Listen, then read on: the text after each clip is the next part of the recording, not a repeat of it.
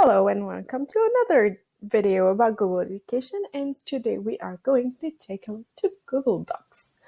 So once again, on the Google page, you go on the 9 little dots right here and you click on Docs. This is where you're going to be able to write everything you need to.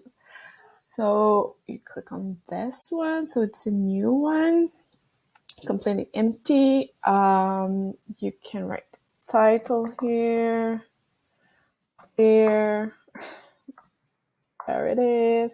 You can type.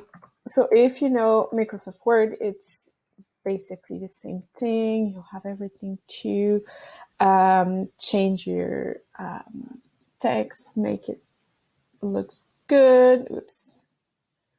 The colors and everything. So you can just take a look to everything in here, and then you can share it with teachers or anybody. There you go. Google Docs.